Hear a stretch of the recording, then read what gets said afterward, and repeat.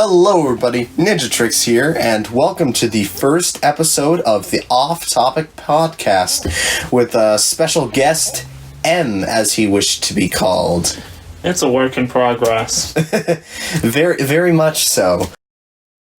So with today's episode, I thought we would talk about something special. So we came up with the whole idea, the Off Topic Podcast, we're going to be discussing writing and kind of things in writing. And today's episode, the major question is, what goes into a good character? So I'm going to kind of go first on what I think, in general, a good character tends to have.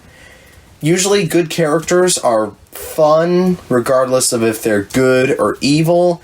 They actually have a reason behind what they do and all their actions or inactions, and they don't break from that. And that's a very important thing, is you don't set up a person for something and then have them completely throw all that development out of the window, because that just ruins things.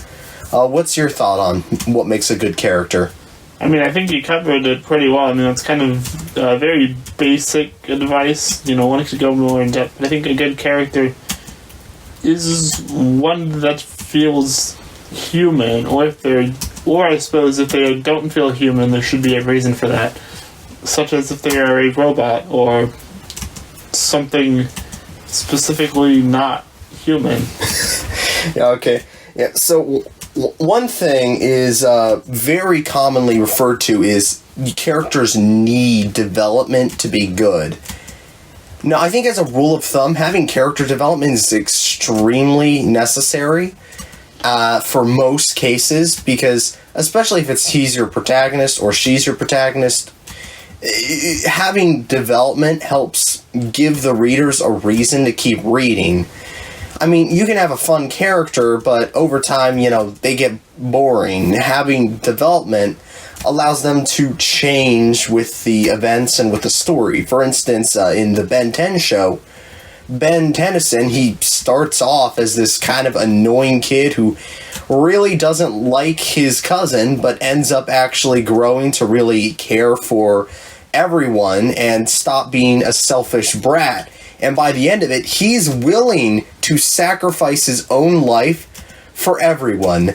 Up until they just completely drop the bomb. Oh yeah, you're gonna explode. And he's like, what? I mean that's an oversimplification, but I really think that the movie for the original Ben 10, the Secret of the Omnitrix, does a good job at kind of completing his character arc over the series. Is that the one that was in live action for? No, that was the 2D animated one. They also did a 3D one, which is atrocious. And then there were 2 live action Ben 10 movies, one based off the original series, and then one based off of the newer one. And both were really, I enjoyed both of them, but I will say the best is definitely the 2D one, as it basically perfectly continues the series, and it might as well have just been a few more episodes at the end, but, it's cool that they finished the series off like that. Now, one show or game series that's known for its characters is Danganronpa, one of my absolute favorite series, and I know you enjoy Danganronpa as well. So, I'm going to go out here, I'm going to say my favorite Danganronpa character is Gundam Tanaka, because he's just the absolute mad lad. Now, what's yours? Definitely Ibuki from, I almost said part 2, but this is not JoJo's Bizarre Adventure. The second game. Yes, Danganronpa 2, Goodbye Despair. That one's quite a juxtaposition, I do believe that is the word. What? Juxtaposition, it's like a I know what juxtaposition is, but what is that? Like, the way the game presents itself initially, it wants to make you think it's going to be a direct continuation, and then you start playing it, and it's like, no, this is going to be very different. And then it's like, no, you're right, it's exactly what you thought it was. And the whole intro sequence of 2 just wants to flip you on your head over and over and over before actually finally settling down. It's kind of this weird thing. But, so... You said Ibuki, right? Yeah. Yeah, so what do you think makes Ibuki your favorite character? Like, because as far as I'm aware, she doesn't really develop that much throughout the actual game. What made her a good character in your eyes? Well, I think a problem with, since it has such a large cast, it really can't develop all the characters in the main games. So most of the development for side characters comes in the secret, or the extra little things. Visiting the island mode. Where you get to talk to everyone. No, that's Fire Emblem. In Danganronpa, you have the ability to actually socialize and hangout mode. Social links, that's what that's called. It's hangout mode. No, yeah. Yeah, hangout mode. Or at least that's what it was in the first one, I do believe. Yeah, but like, it is cool to hang out with some of the characters and then they kind of say fun things.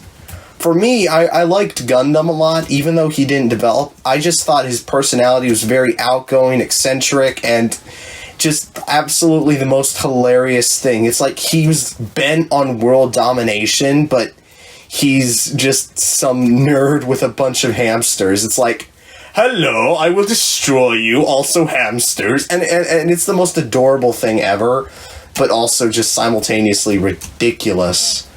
Okay. Yeah. Yeah, and so, then there's the question of, do you actually need character development for a good character? I think we just established that no, but what characters do you think maybe wouldn't have been anywhere near as good if it weren't for character development? Or maybe characters that fell flat because of a lack of development. I'd have to, I think a character that would be bad without development would be Luke from the video game Tales of the Abyss. The Tales series is really good. They're like kind of like RPGs, but they have like action-y elements. Like the combat is action-based, and the main character of Tales of the Abyss is this really obnoxious punk named Luke, and he's a spoiled rich kid. I think he's a prince, or he's engaged to the princess or something. I'm confused I was confused about that, honestly. That doesn't matter, but the point is he's very unlikable at the start. He's very self-centered and whiny. But then he becomes better, I'm guessing? Yes, he becomes one of the most likable characters throughout his story. If the story had started with him being as like the character he is at the end of the story, he wouldn't be interesting, because basically you see him go from like the most unlikable punk to like the hero of the story, and So basically, if it weren't for that him starting as just a butt at the beginning, you would not have cared for him at all. No, if he was the way he was at the end, he would be a very bland Gary Stew kind of character. Okay. Now I'm going to say my favorite case of character development. You have Rundle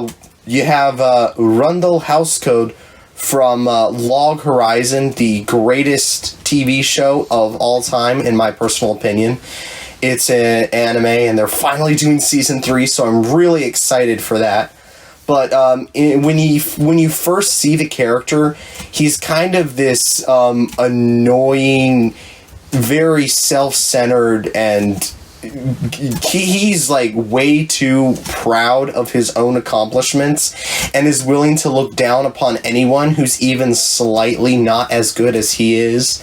Basically, he takes one look at one person who's 2 levels below him, like in the levels of the game, and he immediately says, "Oh, don't slow me down," even though there would be very little difference between 2 levels in a game where the level cap is 100.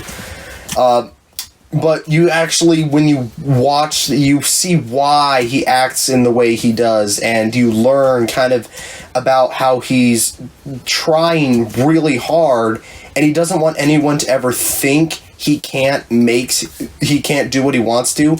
He essentially has a dream and doesn't want to let anyone take that dream away from him, and that's why he works so hard. And it's really awesome seeing that character development, because he goes from this annoying guy. I mean, it's funny because it's all lighthearted, but like, it really is this deeper kind of, he wants to be a better person, and he's trying so hard, that he ends up not wanting to let anyone tell him otherwise if he's failing. Which, I guess it's kind of ignorant to ignore everyone else giving them pointers to help him out, but it works really well in context. Honestly, Log Horizon has a ton of great character moments. Okay. Yeah, so what other characters do you think are, like, well-written? Character develop, like maybe authors who almost always get character development beautifully done, or... Well, one writer I think is underrated in the character department is Rick Riordan, the writer of the Percy Jackson series, which is, if you don't know, it's like Harry Potter, but with Greek mythology and with much better characters.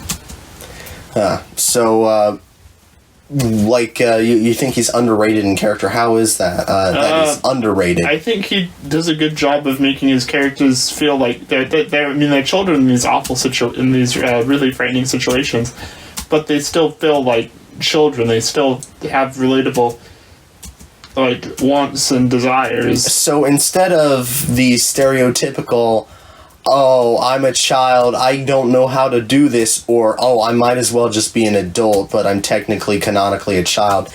It actually feels like how children would react to these mature situations that they're maybe not prepared for.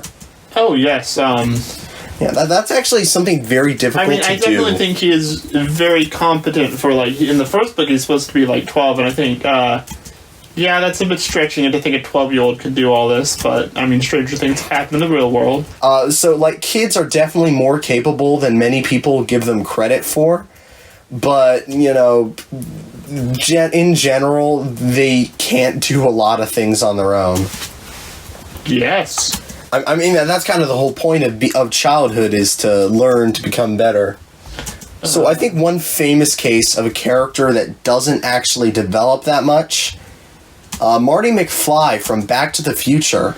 Would you agree with me? Yeah, I hear this all the time. Well, I feel like he serves as the catalyst for George's arc, his dad. Yeah, well, so his dad has this major character arc, which is kind of funny that the main characters, Dr. Emmett Brown and Marty McFly, don't develop much in their own story, but instead shift everyone else. Now, granted, Marty McFly does actually develop over the course of Back to the Future's parts 2 and 3, but if we look at just Back to the Future, the original single film, the development was very simple, cut, and just... he didn't really develop. Not much changed about him. He went in being this person who's just kind of the kid wanting to be cool in school, wanting to get with his girl, and the only major difference was his life was better because the vehicle wasn't destroyed, among other things. Basically, it was just his life got better, but he, as a character, didn't change. Still talking about Marty, right? Yeah, I'm still talking about Marty McFly. His life got better because his parents weren't, in that jam, but he as a character didn't change. Although I do think that the change of him learning to overcome his natural tendency to, like, not want to be bullied around, in the second and third movies, that honestly I thought was good because Marty bullied around, I think. Like, he tries to walk away, but if someone calls him a chicken, he doesn't want to be seen as the kid who's too weak to fight back, and because of that, it ends up ruining his life in the future. And so there's that character development where over the course of the third movie, he finally learns to, quit his battles and realizing that people who are fighting him like that, they're just idiots. He doesn't need to deal with their crap. And he finally realizes that in the final scene where they tell him to go out there, and he's like, he's a butthole. Except not in those exact words, because, oh boy.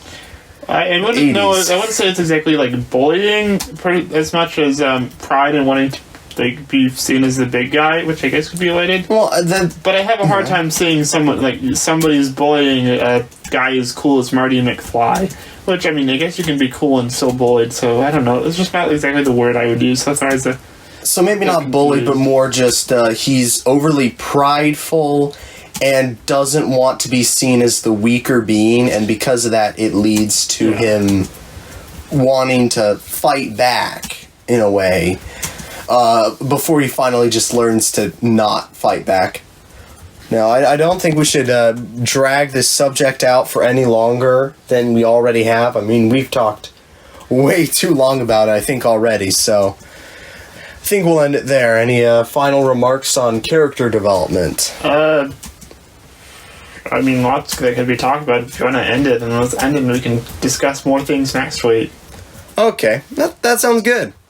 Thanks for watching. Do what you want with the YouTube buttons. There's the like, the dislike, and then the subscribe, and the... If you subscribe this video, then subscribe it.